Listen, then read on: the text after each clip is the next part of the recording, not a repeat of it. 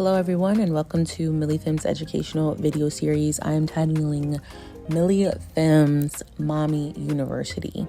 We're going to be talking about labor and delivery and all things mommy. I am Milli Femme, your doula, and today we're going to dive into the incredible journey of giving birth. Whether this is your first, second, or fifth child, I want you to walk through the essential topics you need to know as you prepare for this sacred experience. This video series is a prerequisite for booking your birth planning appointment with me, so let's get started. So let's talk about having your first baby. Giving birth is a deeply personal, natural, and magical process. It's your rite of passage into motherhood. Every experience is unique, and I want you to understand that birth can be anything from pain-free to intense, or even traumatic. It's important to remember your baby will decide when they're ready to be born, usually between 37 and 42 weeks. About 75% of first-time moms give birth by 41 weeks and about 2 days. And only 4% of babies are born on their exact due date. So think of it as a due period or a due window, a due time, but not exactly a due date. Let's talk about having your second or third or fifth baby. For those expecting their second child, it's crucial to treat this as a new experience. Each birth is special in its own way. You may find that the first and second stages of labor are shorter, and your baby might be born a bit earlier than your first. But just as every pregnancy is different, every birth is also unique.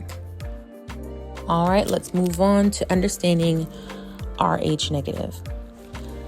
So, Rh negative blood types and what that means for your birth plan. If you have Rh negative blood and your baby has Rh positive blood, a condition called Rh incompatibility can occur, where your body creates antibodies that may harm your baby's red blood cells. But don't worry, there are ways to manage this. A shot of Rh-Ig at 28 weeks and again after birth can prevent complications. Approximately half of children born with Rh negative mothers and Rh positive fathers are Rh positive, so this is something we'll monitor closely.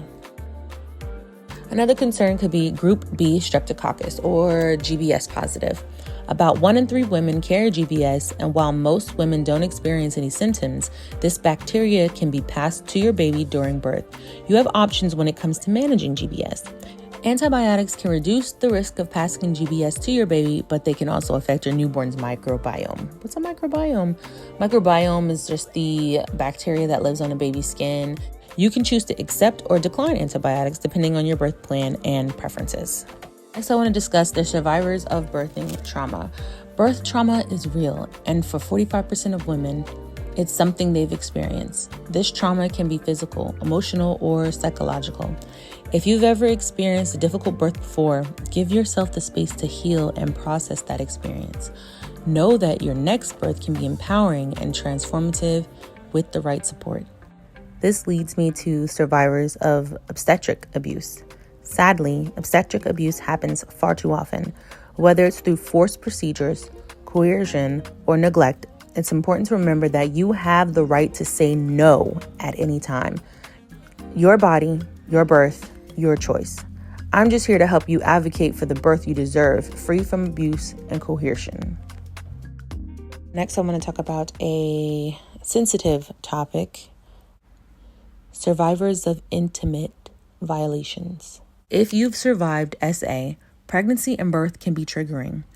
It's common to feel vulnerable or afraid. We'll work together to create a birth plan that minimizes triggers and empowers you to reclaim your body during this life-changing moment. Identify any situations that may trigger distress, such as certain procedures or phrases. And remember, childbirth can be a positive and healing experience. Moving forward, did you know that you could request female care only? You have the right to create the environment that makes you feel safe and supported. For many women, that means requesting female providers. If that's what you need to protect your emotional well-being during birth, I'll help you make sure your wishes are honored. Words have power, and they matter. With that being said, suggesting positive language during labor is key. How we talk about our birth shapes our experience. We could replace terms like pain with intensity and due date with, due window or due period to keep keep your mindset positive. The words you use can create the reality you experience during birth. And lastly, for this video, I'd like to talk about understanding medical procedures. It's essential to understand the medical procedures that may be offered during your birthing experience. You'll hear terms like cesarean, induction, and episiotomy, but know that you have the right to ask questions, to say no, and to make informed decisions. The acronym BRAINS, BRAINS, will help you navigate these decisions.